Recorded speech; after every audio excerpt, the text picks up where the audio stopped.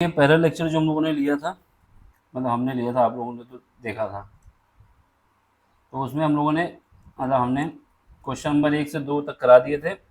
Chapter हम लोगों का चल रहा है स्ट्रेट लाइन, क्लास 11 के लिए, और उसके कुछ फार्मूले बताए थे पहले लेक्चर में। ठीक है, अब उसका क्या है, एक्सरसाइज करा रहे हैं।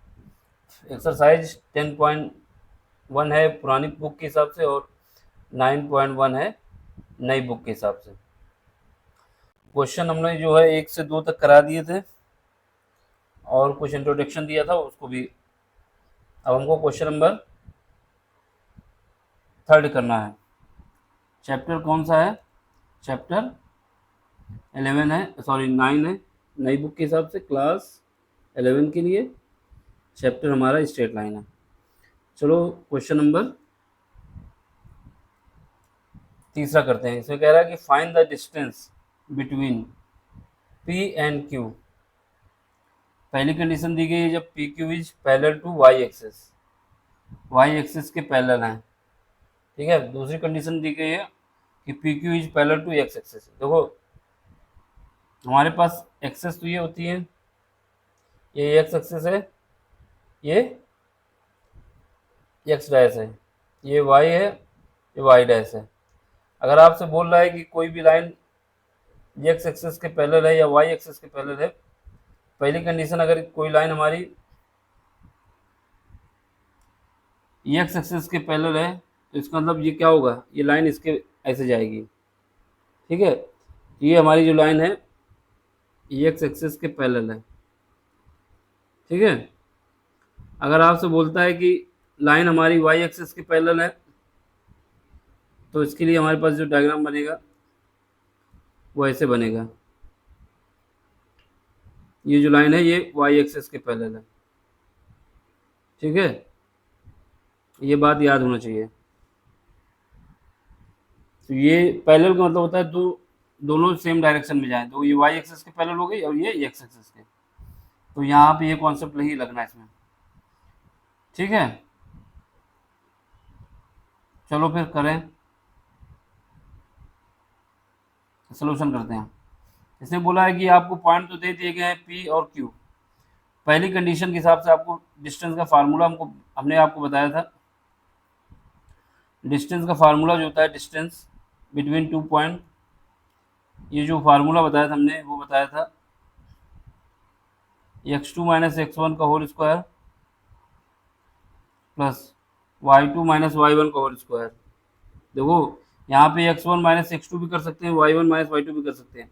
क्यों, क्योंकि स्क्वायर के अंदर कुछ भी इधर उधर करें कोई मतलब नहीं है, बाद में स्क्वायर आएगा, अगर माइनस भी आएगा तो प्लस कर देगा। ठीक है,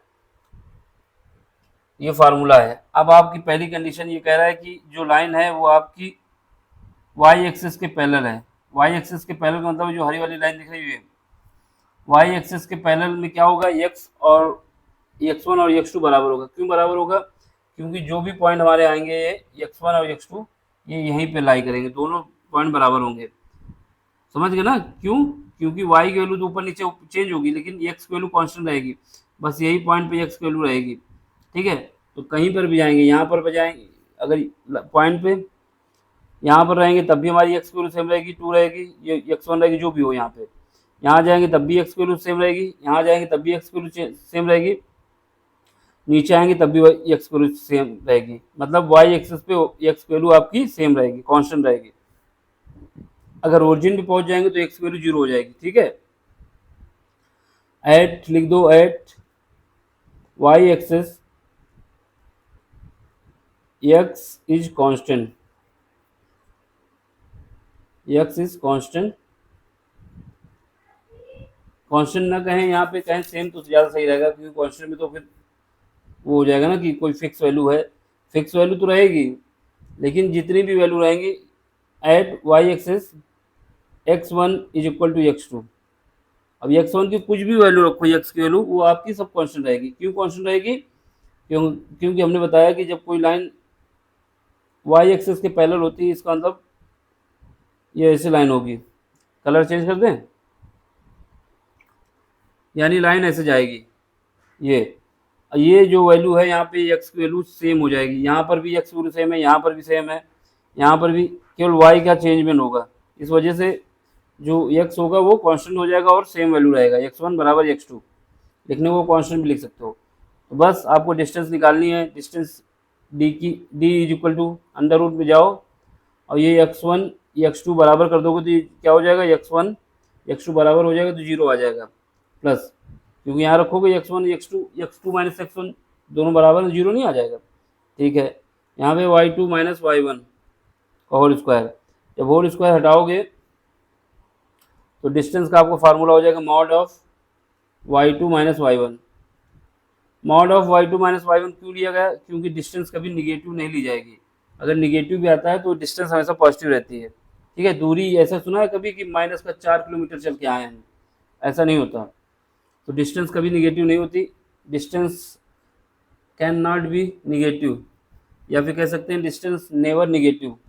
ठीक है, ये तुम्हारी पहली कंडीशन की इक्वेशन आ गई, ये रहा आंसर। तो दूसरी कंडीशन में है, दूसरा उसने बोला है कि जो लाइन है वो एक्स एक्सिस के पैरेलल है, at x axis y is constant and same value, constant and same, यानी y1 बराबर y2 सेम रहेगा।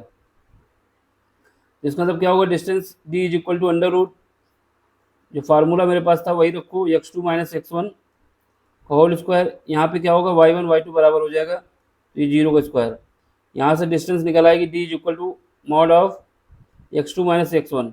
मॉड क्यों ले रहे हैं, मॉड इस वजह से ले रहे हैं कि हमारे पास जो डिस्टेंस होती है कभी निगेटिव नहीं होता, अगर किसी के पास निगेटिव डिस्टेंस है तो फिर वो महान शक्तिमान से भी ऊपर हो जाएगा, शक्तिमान जो भी हो, स्पाइडरमैन जो भी, हाँ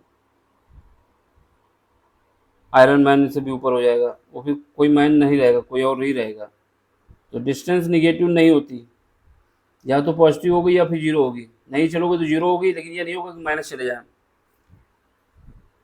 ठीक है, तो यही आपका आंसर था दोनों, इसमें कुछ नहीं था क्वेश्चन में। बस आपको ये कॉन्सेप्ट याद रखना था कि अगर हम एक्स एक्सिस पे गए, कोई लाइन हमारी वाई एक्सिस के पैरेलल है तो उसकी एक्स की वैल्यू कांस्टेंट हो जाएगी और सेम रहेगी, कुछ भी होगी। और अगर वाई एक्सिस पे गए, एक्स एक्सिस के पैरेलल गए तो वाई की वैल्यू कांस्टेंट हो जाएगी। ठीक है, क्वेश्चन नंबर अगला देख लो 4, देख लो भैया 4 क्वेश्चन। क्वेश्चन में बोला है कि find the point on the x axis which equi distance from point this and this. ठीक है, आपको एक पॉइंट फाइंड करना है एक्स एक्सिस पे, जो कि पॉइंट जो है इक्वी डिस्टेंस पे है इनके बीच से, कोई सा भी पॉइंट हो, इन दोनों के बीच की इक्वी डिस्टेंस पे होगा। देखो पहली बात तो एक्स एक्सिस पे है, ठीक है, तो डायग्राम बनाओ। डायग्राम बनाने से हमें पता चल जाएगा कि एक्स एक्सिस यहाँ पे आता है, एक एक्स होता है, एक एक्स डैश होता है, वाई एक्सिस यहाँ पे आता है, एक वाई होता है, एक वाई डैश होता है। ठीक है ठीक, अब आपसे क्या कह रहा है कि जो एक पॉइंट है, जो कि पॉइंट है जो कि इक्वी डिस्टेंस पे है पॉइंट दिस एंड दिस। ठीक है, अब वो पॉइंट मान लेते हैं a,0। ठीक है, a,0 मान लेते हैं ये पॉइंट यहाँ पे है, क्योंकि उसने बोला है एक्स एक्सिस पे, इस वजह से y का कोऑर्डिनेट हमको 0 लेना पड़ेगा। एक्स एक्सिस पे यहाँ पे y की वैल्यू जो होती है, पूरी y की वैल्यू 0 होती है, ये 0 याद रखना। यहाँ ब्रैकेट में लिख दो एट एक्स एक्सिस। ठीक है, तो एक्स एक्सिस पे y 0 होगा। ये जो पॉइंट है हमारा इक्वी डिस्टेंस पे है, इक्वी डिस्टेंस का मतलब है एक पॉइंट जो हमारा यहाँ पर कहीं होगा। ठीक, जैसे मान लो, कैसे मानोगे, तो पॉइंट दिखा देना है। ये मान लो यहाँ पे ये वाला पॉइंट है तुम्हारा, कौन सा 7,6, और दूसरा पॉइंट तुम्हारा जो है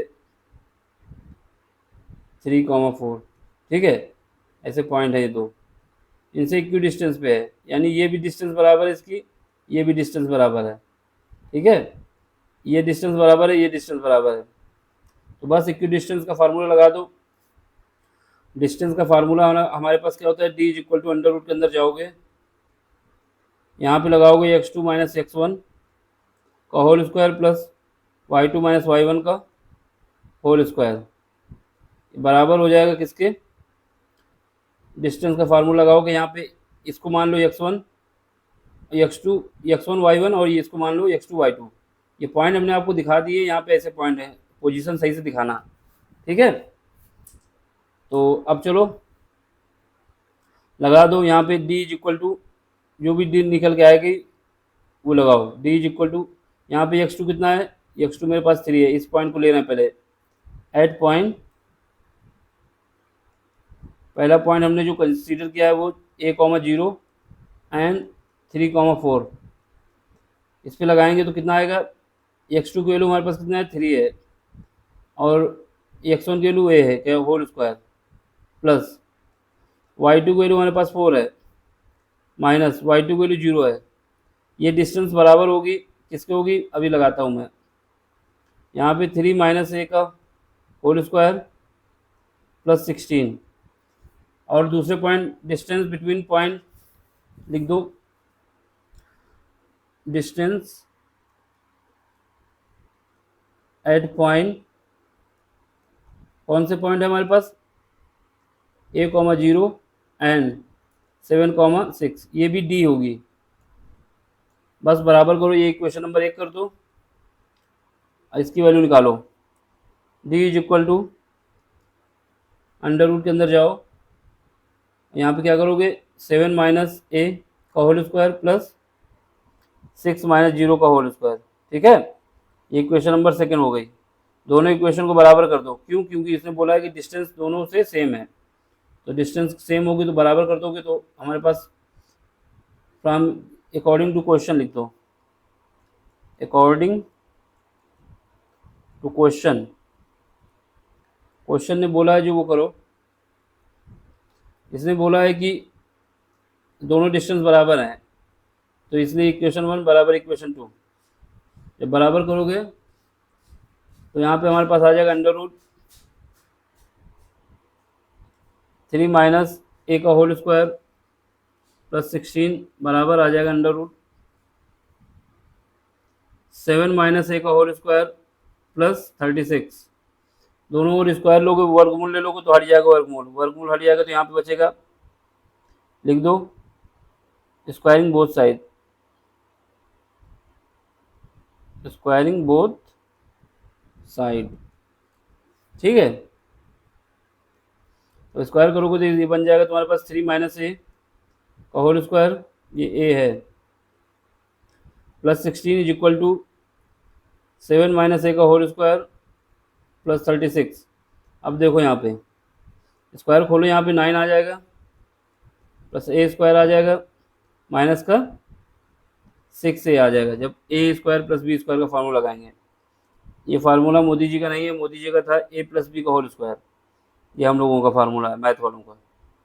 ये 49 plus a square minus 14a plus 36, यहाँ से तुम्हारा a से a कट जाएगा, यहाँ पे 9 है, यहाँ पे कितना है 16, ये हो जाएगा आपको 25, ठीक है। अब यहाँ पे देखो, यहाँ पे माइनस का कितना है 6a है, यहाँ से जो माइनस का इसको ले आओ लेफ्ट साइड, तो ये प्लस का हो जाएगा 14 है। और देखो यहाँ पे 36 है, इनको डिवाइड करोगे तो कितना आ जाएगा 5 और 7 8 85 आ जाएगा।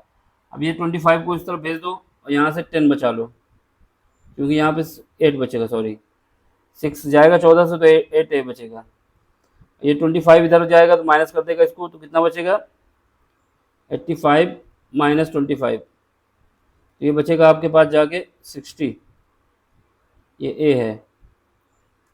यहाँ बचेगा 60 बचेगा, तो ए की वैल्यू आपके पास आ जाएगी 60/15, सॉरी 8, क्या कर रहे हो,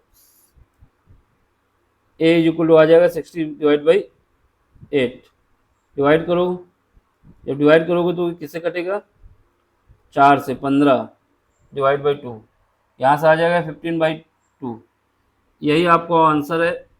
तो ये जो रिक्वायर आपका कोऑर्डिनेट हो जाएगा जो पॉइंट हो जाएगा रिक्वायर पॉइंट, जो हमको पॉइंट चाहिए था वो हो जाएगा 15/2 divide by A, sorry zero, zero क्यों, क्योंकि इसने बोला है कि एक्स एक्सेस पे चाहिए हमें, तो यही हमारा पॉइंट हो जाएगा। ठीक है, क्वेश्चन में कुछ नहीं था, इसने बोला था कि जो ये पॉइंट है हमारा इक्वी डिस्टेंस पे है, बस यही कॉन्सेप्ट लगाना था यहाँ पे।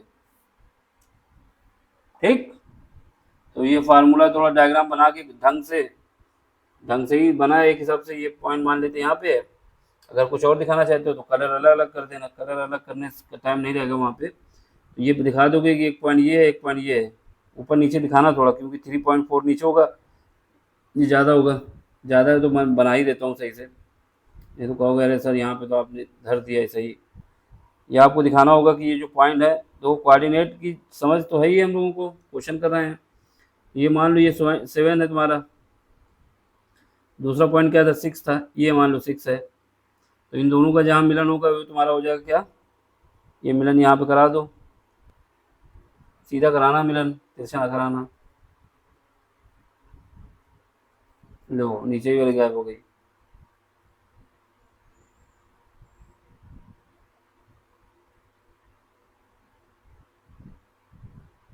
ये तुम्हारा पॉइंट ये है ए।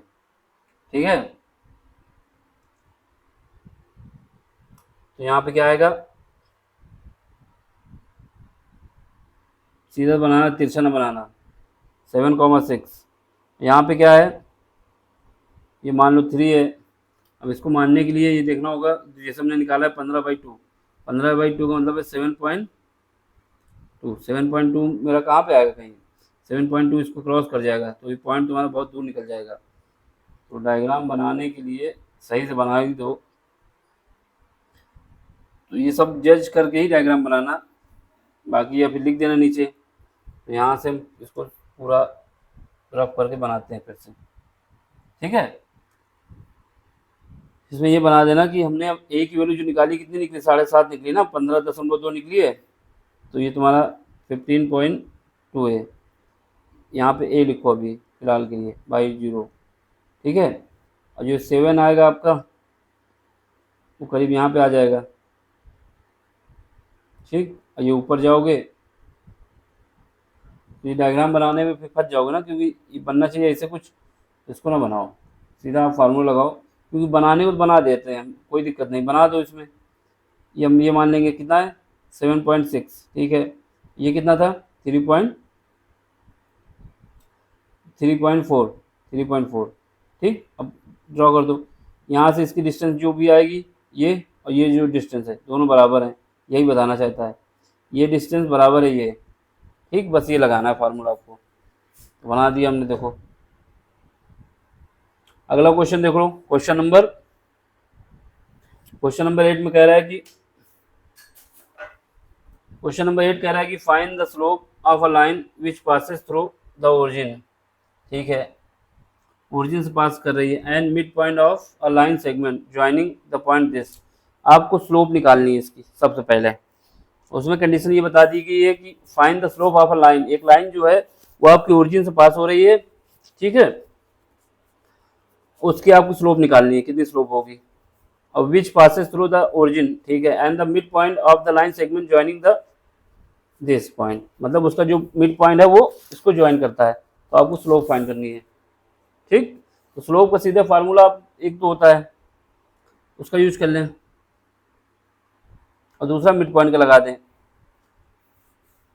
तो कुछ कंडीशन ऐसे बनेगी आपके पास कि the coordinate of mid point of a line segment joining this, इनको ज्वाइन करने के लिए जो पॉइंट ये है और ये पॉइंट इसके ज्वाइन करता है, तो उसके लिए मिड पॉइंट का जो फार्मूला हमारे पास था क्या था, मिड पॉइंट के कोऑर्डिनेट निकालने हमको तो क्या होते हैं, कोऑर्डिनेट ऑफ मिड पॉइंट, कोई भी लाइन हो, coordinate of mid point, mid point के जो कोऑर्डिनेट होंगे क्या होंगे,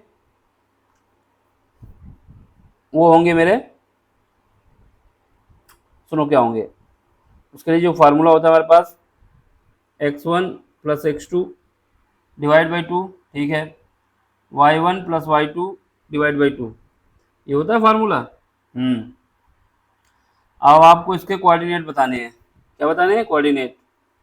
तो हमारे पास जो पॉइंट दिया गया है पी की वैल्यू दी गई है कितना 0, -4 और जो बी की वैल्यू दी गई वो 8, 0। तो इसका आपको मिड पॉइंट निकालना है। तो मिड पॉइंट निकाल दो, इसमें रख दो वैल्यू। यहाँ पे क्या है 0 + 8 डिवाइड बाई 2 कॉमा फिर उसके बाद -4 + 0 divide by 2 is equal to, यहाँ पे आ जाएगा 4, -2। तो ये आपके आ गए क्या कोऑर्डिनेट आ गए मिड पॉइंट के। ठीक है, अब आपको क्या चाहिए slope m of the line non vertical line passing through the point x1 y1 and x2 y2। हमने आपको फार्मूला बताया था कि अगर स्लोप का फार्मूला हमको लिखना होता है तो m इज इक्वल टू लिखा था हमने y2 - y1 divide by x2 - x1। इसमें एक कंडीशन और ये याद करनी थी कि अगर ये x2 - x1 की वैल्यू क्या हो जाती है 0 हो जाती है, बराबर हो जाती है, तो ये इनफाइनाइट का रूप ले लेगा। लेकिन हमको ऐसी लाइन की चाहिए जो कि वर्टिकल ना हो, लाइन नॉन वर्टिकल, मतलब ऐसी लाइन अगर ये 0 हो जाएगा तो क्या होगा ये आपका इनफाइनाइट बन जाएगा। और जो m होता है m की वैल्यू को हमेशा जो होता है, जैसे आपको स्लोप निकालनी है तो m को हम tan थीटा कहते हैं, tan m कहेंगे, यानी tan थीटा बराबर m कह सकते हैं। तो tan 90 की वैल्यू कितनी होती है इनफाइनाइट, वो सॉरी होती है tan 90 की वैल्यू होती है इनफाइनाइट। तो इनफाइनाइट मतलब 90 डिग्री, तो 90 डिग्री बन जाएगा। लेकिन हमको कैसा चाहिए एक लाइन जो ओरिजिन से पास हो रही हो जो कि नॉन वर्टिकल हो। नॉन वर्टिकल का मतलब हो कि 90 डिग्री नहीं बनना चाहिए। 90 डिग्री तभी नहीं बन सकता जब x2 - x1 की वैल्यू 0 ना हो। अगर x2 - x1 does not equal to 0 का केस बन जाता है तो ये कभी भी क्या होगा 90 डिग्री नहीं बनेगा। इस वजह से ये वाला केस लगाना होगा, क्योंकि हमें स्लोप चाहिए। बस फार्मूले में लगाओ, वैल्यू रखो और निकाल लो, वैल्यू रखोगे और उसकी वैल्यू निकाल लोगे किसकी स्लोप की। स्लोप के विषय में बताया गया है कि स्लोप जो है हमारी बनती है कब, स्लोप बनती है उस लाइन से, उस पॉइंट से जो ओरिजिन हो, ओरिजिन होना चाहिए, ठीक है, और मिड पॉइंट होना चाहिए किसका, जो लाइन इसका और इसका। मतलब हमारे पास जो स्लोप के लिए x1 x2 का लेंगे, क्या लोगे ओरिजिन, ओरिजिन क्या होता है 0, 0। स्लोप के लिए क्या लोगे पॉइंट, क्वेश्चन में बोला है जैसे 0, 0, 0, 0 क्यों लिया, क्योंकि ओरिजिन हमारा 0, 0 से जा रहा है। एंड दूसरा पॉइंट क्या है, दूसरा पॉइंट जो है वो मिड पॉइंट है किसका है पी और बी का। मिड पॉइंट हमने निकाला है, अभी कितना निकाला है -4 एंड -2, ये हमने मिड पॉइंट निकाला है। तो ये हमारे पास जो स्लोप निकालेंगे इन दो वैल्यू को रखेंगे। ठीक है, क्यों रखेंगे, क्योंकि क्वेश्चन में साफ साफ बोला है कि आपको फाइंड करना है slope of a line which passes through the origin and midpoint of the line segment joining the point this। तो इन दोनों पॉइंट के बीच का जो मिड पॉइंट है उसको निकाल लिया। ओरिजिन हमको पता था, ओरिजिन क्या होता है 0, 0 होता है। इन दोनों में ये x1 लिख दो, ये y1 लिख दो, ये x2 y2 लिख दो और स्लोप का फार्मूला लगा दिया। तो हमारे पास m की वैल्यू क्या आ जाएगी, देखो m की वैल्यू आ जाएगी m is equal to, bracket में जाओगे y2 कितना मेरे पास 4 है, -y1 कितना -2, माइनस तो पहले ही से था, माइनस एक और आ गया तो -2। तो ये थोड़ा 1 मिनट यहाँ पर गड़बड़ हो गए, हमने y1 ऊपर नीचे अलग लिख दिया। हाँ देखो ये y2 है ना, ये y2 है, गलत लिख दिया था। यहाँ पे माइनस का y2 माइनस क्या माइनस y1 कितना है 0 है, डिवाइड बाई x2 कितना है 4 है, माइनस x1 कितना है 0 है। यहाँ से हमारे पास कितना आ जाएगा -2/4, जो कि और कोशिश करेंगे तो आ जाएगा -1/2। यही आपकी स्लोप है, यही रिक्वायर्ड स्लोप है, यही आपका आंसर है। क्वेश्चन की डिमांड क्या था ये देखो, फिर क्वेश्चन में निकालना था क्या, ये देखो। तो ये याद रखना क्वेश्चन में खुद बोला गया था कि हमको ऐसी लाइन का स्लोप चाहिए जो कि ओरिजिन से पास हो और मिड पॉइंट किसका, एक लाइन बीपी थी जिसका मिड पॉइंट निकालना था और उससे उसके बाद स्लोप निकाल देनी थी।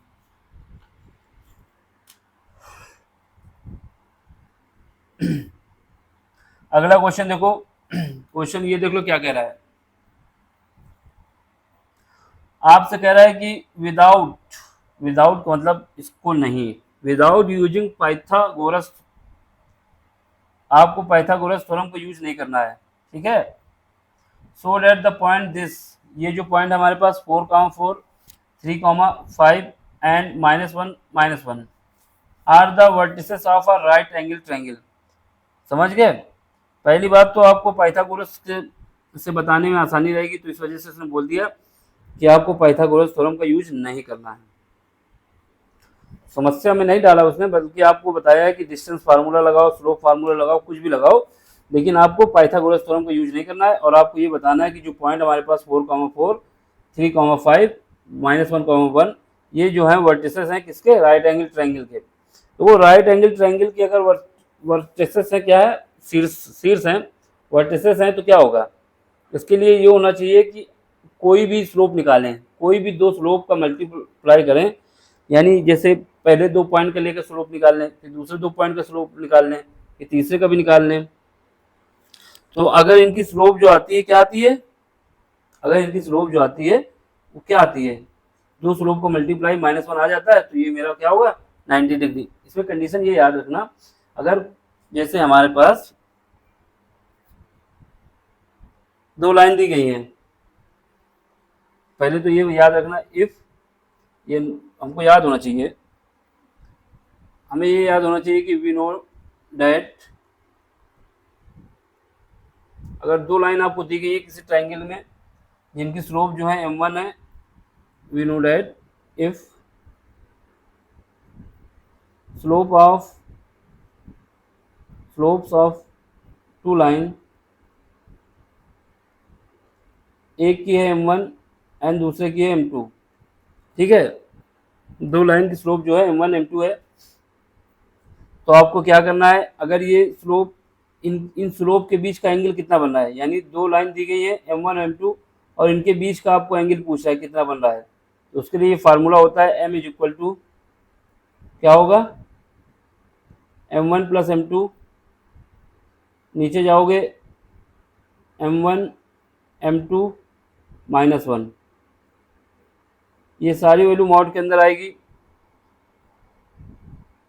ठीक है। मॉड के अंदर के मतलब है कि ये -1 इधर भी कर सकते हो, 1 -m1 m2 कर सकते हो, ठीक है। देखो दिखा देता हूँ मैं, अगर लिखा होगा कहीं पर तो, फिलहाल तो हम लोग को लगता है कहीं नहीं लिखा, ये देखो, सॉरी यहाँ पे जो फार्मूला का थोड़ा चेंज कर लेना ऊपर, यहाँ पे गलत हो गया, m2 -m1 divide by 1 plus m2, क्योंकि गलत कैसे हुआ, चलो हो जाता है, तो यहाँ पे हमारा जो साइन है वो थोड़ा चेंज हो जाएगा, तो उसको फिर से लिख देते हैं। अगर 2 लाइन है हमारे पास हो रही हैं, तो उसके लिए जो स्लोप बनेगी, अगर उनकी एक लाइन की स्लोप m1 है, दूसरी का m2 है, तो उनके लिए जो टोटल स्लोप बनेगी, तो उनके लिए जो फार्मूला हमको याद रखना है वो m, ठीक है, वो होगा क्या, m2 -m1 डिवाइड कर दोगे 1 प्लस m1 m2, ठीक है। एक कंडीशन ये हो गई, ये जो m होता है मेरा क्या होता है, tan थीटा होता है, तो इसको tan थीटा भी कह सकते हो, ठीक है। इक्वल का बीच वाला जो निशान है उसको हटा देता हूँ मैं, और पूरा ही हट जाए, हट गया, तो ये मेरा tan थीटा के बराबर भी होगा, ठीक। तो यहाँ पे ही हमको कंडीशन लगानी है, यानी हम स्लोप अगर निकालते हैं और स्लोप की वैल्यू जो ये tan थीटा अगर मेरा क्या हो 90 डिग्री, tan थीटा 90 डिग्री का मतलब ये हुआ कि हमारे पास m2 -m1 is equal to divide by 1 plus m1 m2 is equal to tan 90 degree का मतलब हुआ इनफाइनाइट, इनफाइनाइट का मतलब हुआ 1/0, ठीक है, 1/0। अब इसका क्रॉस मल्टीप्लिकेशन इसके साथ करो, इसका क्रॉस मल्टीप्लिकेशन इसके साथ करो, तो जब जीरो के साथ किसी का मल्टीप्लाई होता है तो जीरो आ जाता है, m2 -m1 is equal to 0 हो जाएगा, ये मेरा क्या हो जाएगा 1 प्लस m1 m2, ठीक है, ये तो 0 हो जाएगा पूरा, यहाँ से 1 plus m1 m2 is equal to क्या आ जाएगा 0, यहाँ से m1 m2 की वैल्यू हमारे पास आ जाएगी -1। ये -1 निकालने का मतलब ये था मुझको बताना आपको कि अगर आपके पास एंगल थीटा जो है 90 डिग्री होता है, इफ़ लिख देना यहाँ पे, if theta is equal to 90 degree, तो कंडीशन ये बन जाएगी। इसका मतलब हमको क्या करना है कि स्लोप निकालनी है लाइन की जो दी गई है ट्रायंगल के, उसके बाद किसी भी दो ट्रायंगल का किसी भी दो स्लोप का मल्टीप्लाई करें, अगर वो -1 के बराबर आ जाता है तो क्या होगा, वो आपका जो ट्रायंगल बन रहा होगा वो राइट एंगल ट्रायंगल बन रहा होगा। समझ गए, बताने का मकसद यही था।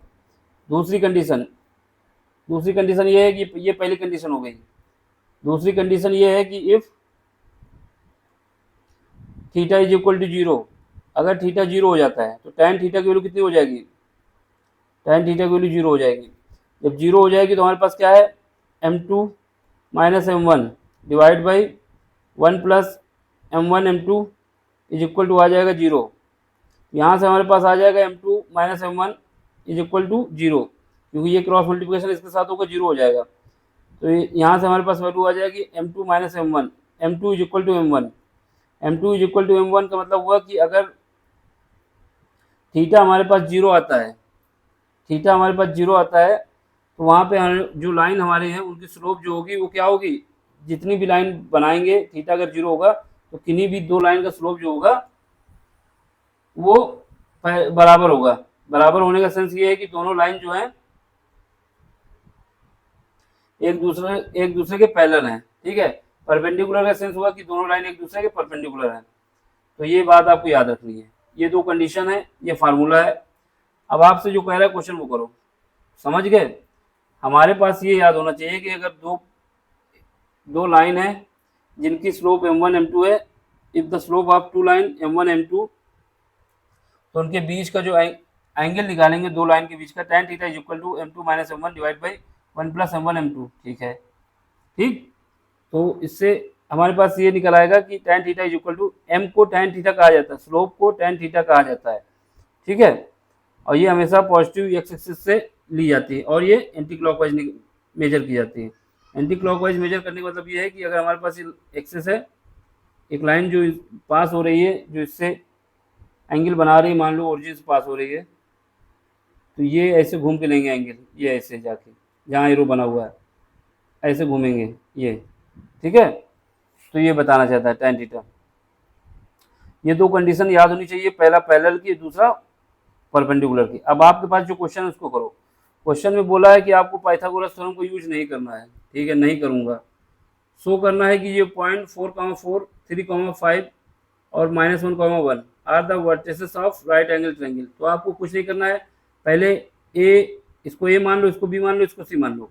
पहले क्या करोगे, इस पॉइंट, इन दोनों पॉइंट के बीच की स्लोप निकाल लो, फिर इन दोनों पॉइंट के बीच की स्लोप निकाल लो, फिर इसके और इसके बीच की स्लोप निकाल लो। अगर स्लोप में कोई भी दो स्लोप का मल्टीप्लाई -1 के बराबर आता है तो ये हमारे पास क्या होगा, राइट एंगल ट्रायंगल होगा। बस चलो करते हैं काम अपना। ये कॉन्सेप्ट के लिए दूसरा क्वेश्चन के लिए दूसरा कलर नंबर ये। तो क्या है क्वेश्चन नंबर 6। लेट कर लो कि a इज इक्वल टू, जो पॉइंट हमारे पास है कितना है 4,4, 4,4। b जो पॉइंट है उसका कोऑर्डिनेट हम मान लेते हैं, ब्रैकेट में ही लिखना था, इक्वल के साथ नहीं लगाना था। इसके कोऑर्डिनेट हो जाएंगे मेरे पास कितने, 3,5, 3,5। ये हो जाएगा कितना 3,5। देख लो माइनस माइनस तो नहीं है, फिर बाद में कहो अरे सर ये तो हम गलत लिखे। ठीक है, 3,5 है। और जो सी पॉइंट है वो मेरे पास -1, -1। ठीक है, अब slope between A and B, पहले स्लोप निकालो किसके, slope between point A and B, इनके बीच की स्लोप निकालनी है पहले। चलो करते हैं। Slope between point A and B, ठीक है। इसके लिए फार्मूला जो हमारे पास था वो मान लेते हैं, इनके बीच की जो स्लोप है वो m1 है, फार्मूला हम बार बार लिखने या ऊपर हमारे पास लिखा हुआ है, इसमें क्या होता है y2 माइनस y1 लिख देता हूँ एक बार, divide by x2 minus x1। इसका यूज करो यहाँ पे, इन दो पॉइंट लिए a और b को, तो y2 यहाँ पे हो जाएगा 5, ये वाला माइनस का 4 डिवाइड कर दो किससे, x2 माइनस x1, x2 कितना है 3 है माइनस 4, यहाँ पे हमारे पास जो आ जाएगा y1 कितना आ जाएगा, यहाँ ऊपर 1 बचेगा नीचे -1 बचेगा, तो यहाँ पे हमारे पास आ जाएगा -1। अब स्लोप बिटवीन, अगर आगे लिखो ये इक्वेशन नंबर 1 डाल दो, स्लोप बिटवीन किसके बीच, पॉइंट ए एंड सी लेते हैं। जो पॉइंट लोगों यहाँ लिख लो जिससे कंफ्यूजन ना हो। ए की वैल्यू कितनी है 4,4 है और सी की वैल्यू कितनी है -1,-1 है। अब हमको इनके बीच की स्लोप निकालना है, तो स्लोप का फार्मूला m2 मान लेते हैं इस बार, is equal to a y2 minus y1 divide by x2 minus x1 is equal to y2 की वैल्यू कितनी है, y2 की वैल्यू मेरे पास -1 है, y1 की वैल्यू कितनी है, y1 की वैल्यू 4 है जो कि -4 हो जाएगा, डिवाइड बाई यहाँ पे देखो x2 कितना है, x2 मेरे पास -1 है, y2 कितना है, सॉरी x2 कितना है, x1 कितना है, ये भी 4 है, यहाँ से हमारे पास क्या आ जाएगा -1, ये हो जाएगा -5, नीचे भी हो जाएगा -5, ठीक है, -1 कट जाएगा, ये 1 आ जाएगा, ठीक। अब स्लोप निकालो, स्लोप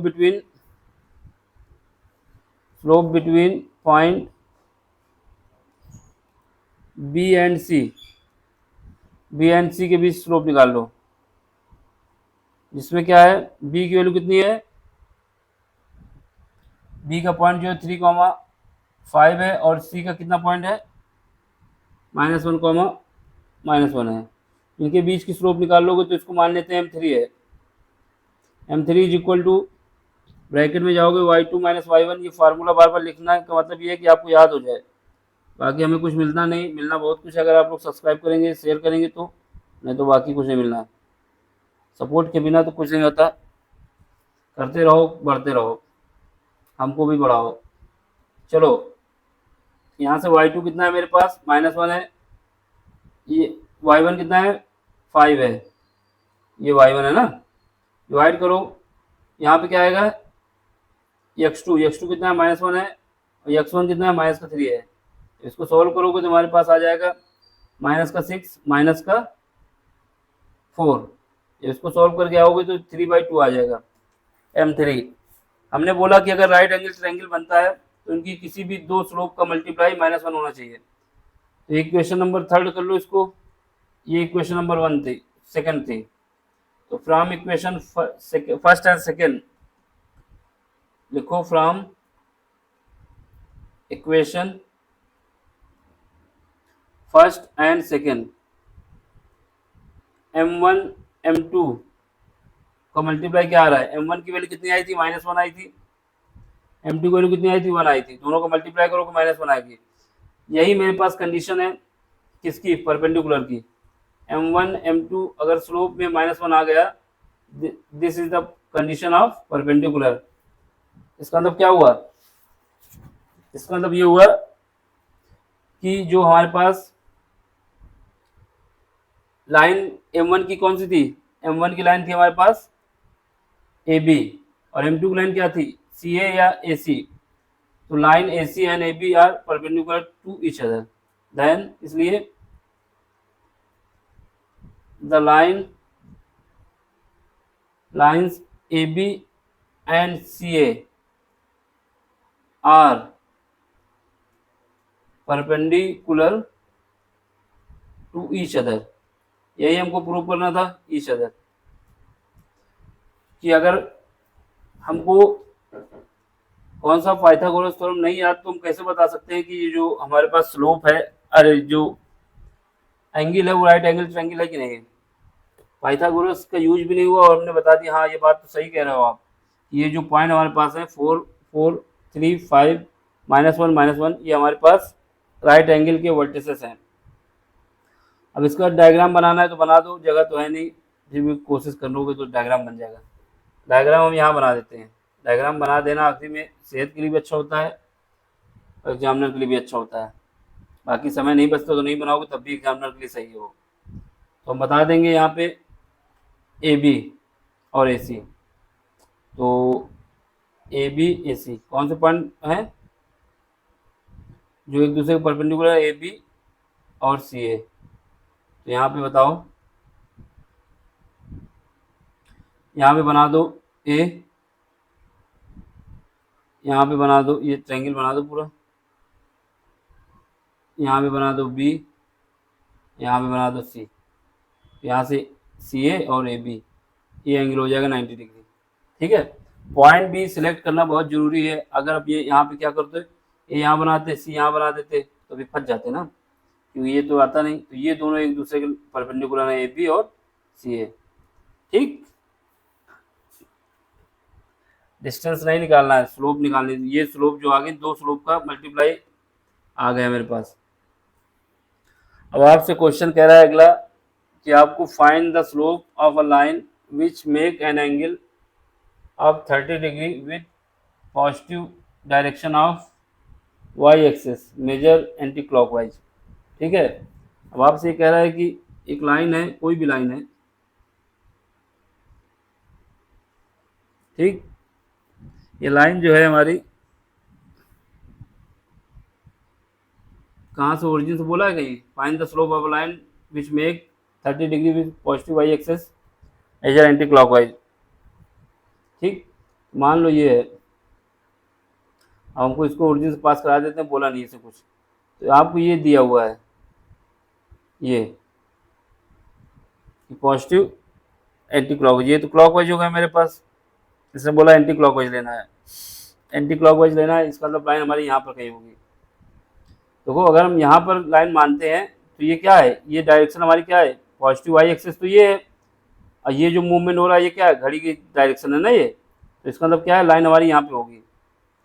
लाइन हमारी यहाँ होने का मतलब है कि लाइन उल्टा,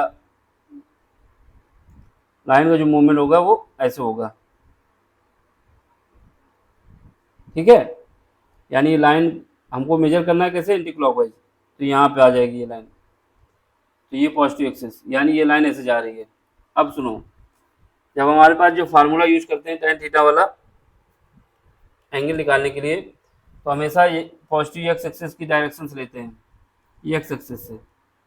तो इसका मतलब हमारे पास ये जो एंगल दिया है 30 डिग्री, किसका दिया है, वाई एक्सिस से, तो ये 30 डिग्री है, और हमको मेजर कहाँ से करना होता है, यहाँ से मेजर करना होता है। तो टोटल एंगल कितना हो जाएगा, 30 डिग्री ये, 90 डिग्री यहाँ तक पहुँचेंगे, 30 ये है, ये टोटल एंगल आपके पास हो जाएगा 120 डिग्री। कैसे आया, समझ गए? ना समझे हो तो फिर से समझाएं। क्वेश्चन में जो दिया है, देखो बड़ा सा डायग्राम बना देते हैं नीचे, क्योंकि यही क्वेश्चन का मेन सार है। क्वेश्चन में बोला है कि आपको जो एंगल दिया जा रहा है, ये एंगल है, एंगल ये दिया जा रहा है कि जो लाइन है हमारी, ये एक्स एक्सिस और ये एक्स डैश और ये वाई डैश, जो बोला है, कलर चेंज करता हूँ मैं।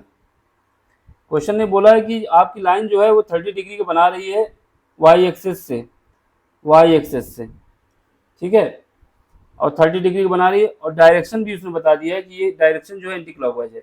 वाई एक्सिस से ये एंगल बन सकता था, ये वाला, ऐसे ऐसे लाइन पास हो सकती थी, लेकिन ये जो वाई एक्सिस से जब इसको मेजर करेंगे तो ये जो डायरेक्शन का मूवमेंट है वो मेरा किसका है, क्लॉकवाइज है, क्लॉकवाइज। जबकि क्वेश्चन ने बोला है कि ये जो मूवमेंट हमको लेना है वो क्या लेना है, एंटी क्लॉकवाइज, क्योंकि घड़ी हमारी ऐसी चलती है ना, ये हमको जो मूवमेंट लेना है वो ऐसे लेना है, एंटी क्लॉकवाइज। इसका मतलब ये लाइन नहीं होगी, जब ये लाइन नहीं होगी तो उसको हम रब कर देते हैं, समझाने के लिए बनाया था बस। तो ये लाइन नहीं होगी, और लाइन सीधी बनाना है, आर्क की तरीके नहीं बनाना, तिरछी। नहीं तो कहो अरे गुरु जी आप भी तो बनाए हुए थे, हम भी पेल दिए, मतलब बना दिए, गलत हो जाएगा। इसका मतलब ये लाइन जो आपकी है, ये लाइन ऐसे जाएगी। ठीक है, अब जो इसका वाई एक्सिस से मूवमेंट मेजर करोगे तो ये एंटी क्लॉकवाइज होगा, और ये 30 डिग्री दिया हुआ है। और जब भी हम स्लोप कभी भी मेजर करते हैं, जो फार्मूला में स्लोप का वैल्यू निकालते हैं, जो फार्मूला हमने बताया था m1 यानी m is equal to y2 minus y1 divide by x2 minus x1, वो हमेशा हमने कहा था, नहीं बताया तो सुन लो। हम मेजर जो एंगल करते हैं वो हमेशा एक्स एक्सिस से मेजर करते हैं, पॉजिटिव एक्स एक्सिस से और एंटी क्लॉकवाइज डायरेक्शन में, यानी हमारा जो एंगल मेजरमेंट होता है वो इस एक्सिस से होता है। क्वेश्चन में इसने यहाँ तक दिया है, यहाँ से वाई से, हमको लेना कहाँ से होता है, यहाँ से लेना होता है। तो ये जो हम मेजर करेंगे वो ये एंगल हमको चाहिए, ये थीटा चाहिए। वो थीटा कैसे निकलेगा, पहले यहाँ तक तो हमारा 90 डिग्री है, ठीक है, और 30 डिग्री का इसका मूवमेंट है, तो जो हमारे पास थीटा आ जाएगा, ये तो 90 डिग्री है, ये जो है 30 डिग्री है, तो हमारे पास जो tan थीटा आ जाएगा कितना आ जाएगा, क्योंकि एंगल को हम tan थीटा मानते हैं, वो आ जाएगा tan थीटा 90 90 प्लस 30, ठीक है, 90 प्लस 30, क्योंकि हम पॉजिटिव एक्स एक्सिस लेते हैं। तो बस यही आपका होगा, जब इसको सॉल्व करोगे तो क्या आ जाएगा, cot थीटा, और ये जो हमारा आ रहा है किस क्वाड्रेंट में आ रहा है, सेकंड क्वाड्रेंट में आ रहा है। सेकंड क्वाड्रेंट में जो cot होता है, tan होता है, सब नेगेटिव होता है। क्यों, क्योंकि यहाँ पर केवल साइन पॉजिटिव होता है और cosec पॉजिटिव होता है। तो यहाँ पे cot माइनस लगा दो 30 डिग्री, cot 30 डिग्री की वैल्यू मेरे पास होगी, cot 30 की वैल्यू होती है √3, माइनस आगे है वो आगे रहेगा, तो √3 आ जाएगी। यही आपका आंसर है। ये जब हमने ट्रिग्नोमेट्रिक पढ़ाई थी तो उसमें बताया था ना कि कौन से क्वाड्रेंट में लाई करेगा, क्या वैल्यू आएगी, तो उसका भी कॉन्सेप्ट यहाँ पे लगा हुआ है, ठीक है। अब देखो आगे बढ़ो, क्वेश्चन नंबर 8 देखो। क्वेश्चन नंबर 8 में क्या कह रहा है ये देख लो, पढ़ो इसको एक बार। क्वेश्चन नंबर 8 कह रहा है कि find the value of x for which the point this collinear. तो वो कोई पॉइंट अगर कोलिनियर है, ठीक है, तो उनके बीच की जो स्लोप होगी वो बराबर होनी चाहिए। अगर कोई पॉइंट हमारे पास कोलिनियर है तो उनके बीच की जो स्लोप होनी चाहिए बराबर होनी चाहिए, ये हमको पता होना चाहिए। कोलिनियर की कंडीशन ये है कि अगर कोई पॉइंट कोलिनियर है तो उनकी बीच की जो स्लोप होनी चाहिए, जैसे हमने बताया था ट्रायंगल के केस में, अगर पॉइंट कोलिनियर होते हैं तो हमने क्या बताया था कि ट्रायंगल का एरिया 0 होना चाहिए। अब लेकिन आप स्लोप का करने जा रहे हैं तो स्लोप वाली कंडीशन लगा दो।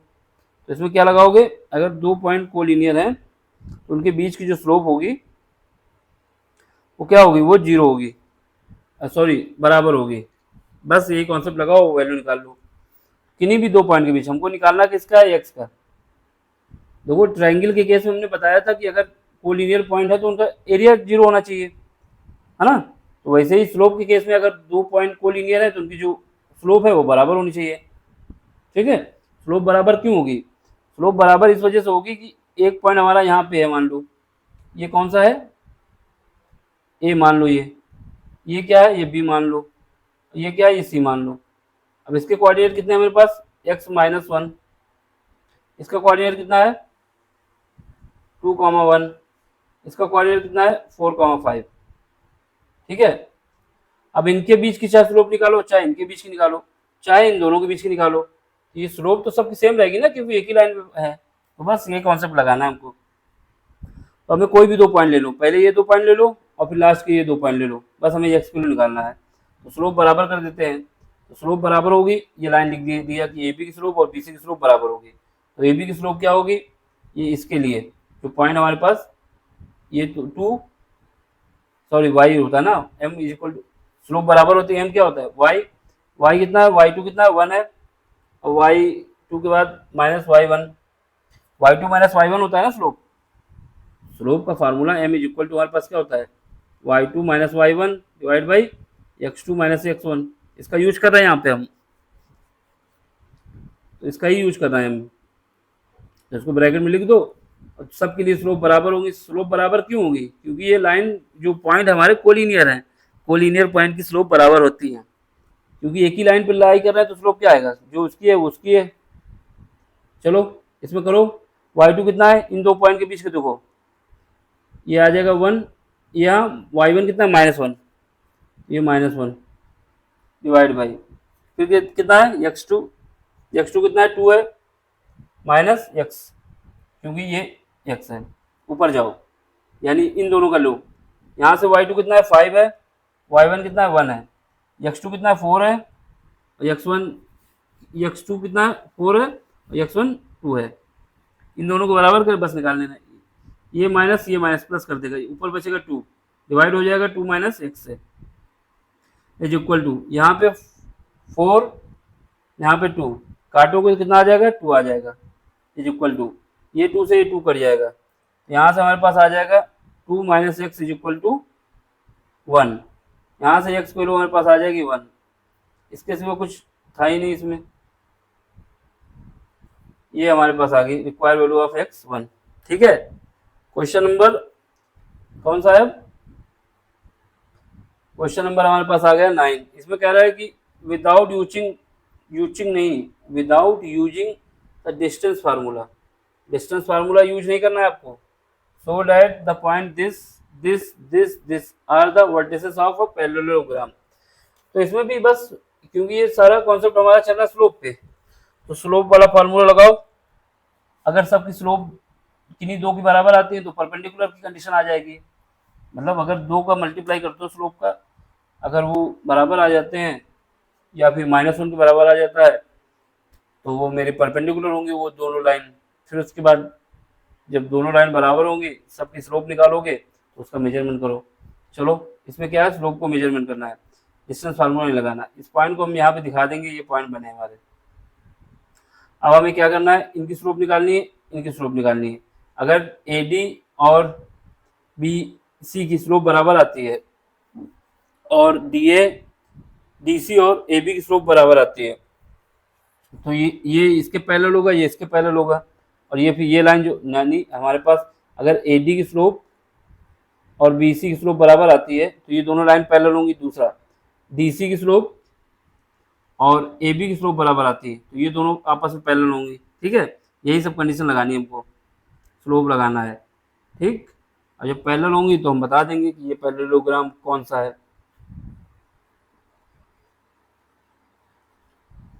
समझ गए? बस स्लोप का खेल है पूरा इस क्वेश्चन में। लगाओ भाई स्लोप। तो पहले पॉइंट हम कौन से, डायग्राम तो बनाना जरूरी है, डायग्राम नहीं बनाओगे तो फिर आप पैरेलल की कंडीशन नहीं बता पाओगे ना। तो डायग्राम बना लेते हैं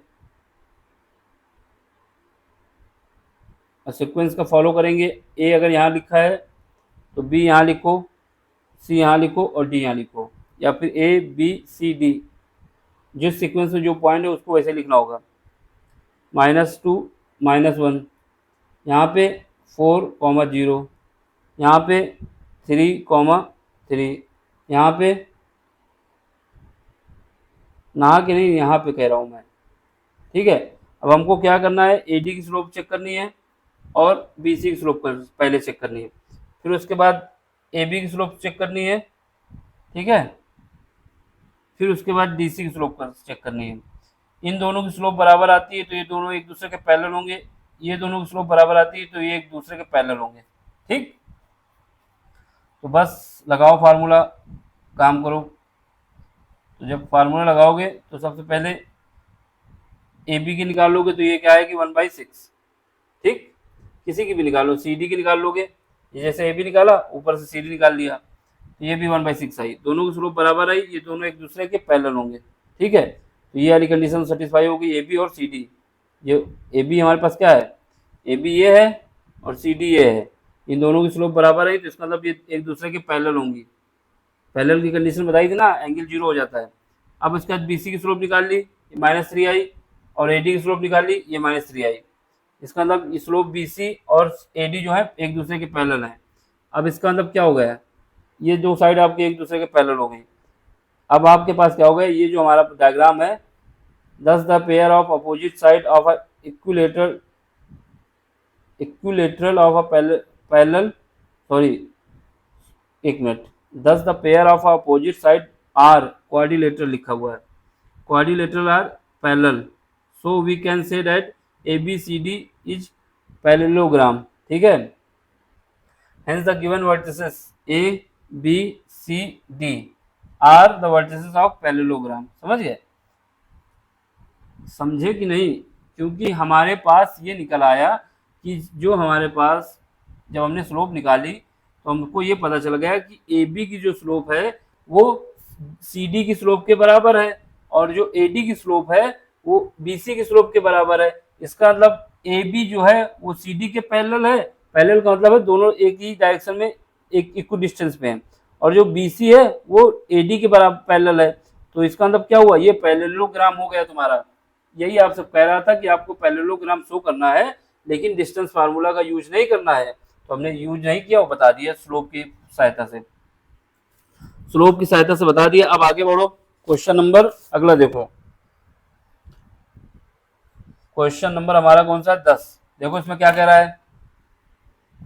क्वेश्चन नंबर 10 में कह रहा है कि फाइंड द एंगल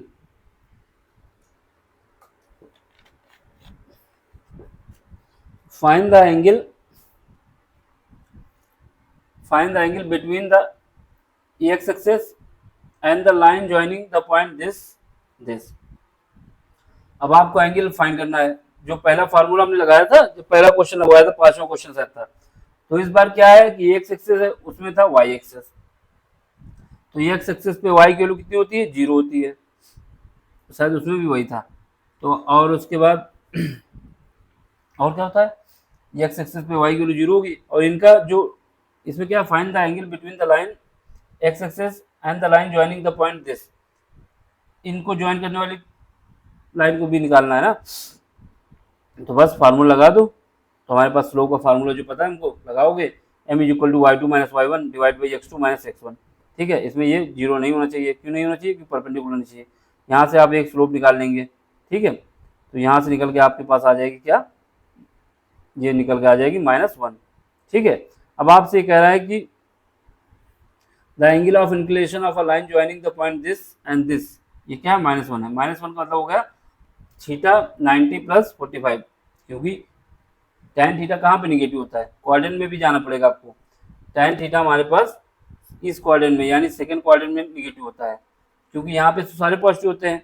यहाँ पे साइन कॉस और साइन और कॉसेक पॉजिटिव होता है, बाकी निगेटिव होता है। यहाँ पे क्या होता है, tan थीटा पॉजिटिव होता है, यहाँ पे cos थीटा पॉजिटिव होता है। समझ रहे ना, यहाँ पे जो होता है वो tan थीटा cos थीटा दोनों निगेटिव होता है। तो हमें 45 तो मिल ही गया है, तो यहाँ से आओगे 45 और यहाँ पे आ जाओगे, क्योंकि हमको माइनस चाहिए। तो क्या करोगे, 45 को 90 में ऐड कर दोगे तो सेकंड क्वाड्रेंट में आप पहुँच जाएंगे। सेकंड क्वाड्रेंट में tan थीटा निगेटिव होता है, तो इसका मतलब क्या होता है, angle between the x axis and the line joining the point this is 135। 135 क्यों आया, क्योंकि tan जब हमने m की वैल्यू निकाली -1 निकला, m की वैल्यू जब हमने निकाली तो -1 निकला। अब हमारे पास ये पता है, हमने हाई स्कूल में और इसमें भी जब आपको चैप्टर शुरू किया था, जो ट्रिग्नोमेट्रिक पढ़ाई थी, तो उसमें बताया था ना आपको, ये वाई एक्सिस है, ये एक्स एक्सिस, ये वाई वाई न करो। यहाँ पे देखो क्या करता है, यहाँ पे हम tan थीटा की क्वाड्रेंट बता देते हैं आपको। क्वाड्रेंट ये कितना है, ये मेरे पास इसकी जो रेंज होती है 0 से π/2, ये क्वाड्रेंट है। फिर उसके बाद ये पाई होता है, ये मेरा 3π/2 होता है, और यहाँ पे फिर जब घूम के आ जाएंगे तो 2π हो जाएगा। ये मेरा पहला क्वाड्रेंट होता है, ये मेरा सेकंड क्वाड्रेंट होता है, ये थर्ड क्वाड्रेंट होता है हम लोगों का, ये फोर्थ क्वाड्रेंट होता है। इसके बाद बताया था आफ्टर स्कूल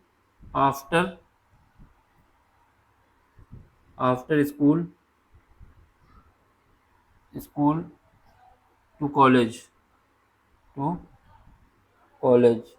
इसके विषय में हमने आपको बताया था कि इसमें जो ए लिया जाता है वो ऑल को बताता है, और इसमें एस लिया जाता है वो साइन और कॉसेक को बताता है, और इसमें जो टी लिया जाता है वो टैन और कॉट को बताता है, इसमें जो सी लिया जाता है वो कॉसेक को बताता है। ऑल का मतलब हुआ जितने भी साइन या ट्रिग्नोमेट्रिक फंक्शन होते हैं, 6 होते हैं, sine cos tan cot cosec, ये सब पॉजिटिव होते हैं, सब पॉजिटिव होते हैं। यहाँ पे क्या होता है, साइन और कॉसेक को छोड़ के सब निगेटिव होते हैं। यहाँ पे टैन और कॉट को छोड़ के सब निगेटिव होते हैं। यहाँ पे सेक और कॉसेक को छोड़ के सब निगेटिव होते हैं। तो वही आपके पास है। यहाँ पे जब -1 वैल्यू आई है तो पहले क्वाड्रेंट में लाई नहीं करेगा, और दूसरे क्वाड्रेंट में टैन जो होता है निगेटिव होता है, इस वजह से यहाँ पे 90 इसको ऐड कर दोगे, जो भी वैल्यू है उसमें 90 ऐड कर दिया, तो ये हमारे पास निकल आएगा। ठीक है, तो आपको क्या करना था इस क्वेश्चन में इन दोनों के बीच की स्लोप निकालनी थी। फिर उसके बाद ये एक्स एक्सिस को कंपेयर करते हुए बनाना था डायग्राम, और ये देखना था हमारे पास इसकी -1 वैल्यू आ गई, और ये एक्स एक्सिस को इंक्लूड करें, तो ये एक्स एक्सिस को इंक्लूड करोगे तो क्या होगा, ये एक्स एक्सिस को जब हमने इंक्लूड किया, क्योंकि हमको एंगल जो चाहिए इसकी एक्सिस से चाहिए, ये -1 आ रहा था, जो भी लाइन हो, तो इसको हमने जब मिलाया, ये लाइन मान लेते हैं ऐसे जा रही है, तो बस हमारी लाइन ऐसे कुछ जाएगी। ये एंगल हमारे पास कितना आ गया था, 135 डिग्री। ठीक है, आगे बढ़ो। अब ये क्वेश्चन देखो 11वां क्वेश्चन है। इसके बाद कितने क्वेश्चन है, 12, 13, 14। चलो फिर इसको यहीं तक रखो, ये तीसरे पार्ट का इंतजार कर ही लेते हैं। लेक्चर लंबा हो जाएगा तो फिर दिक्कत हो जाएगी ना। तो आप क्या करो, हम लोग क्वेश्चन नंबर 10 तक कर लिए हैं, 11वां नंबर क्वेश्चन करना है। चलो बाय, टाटा।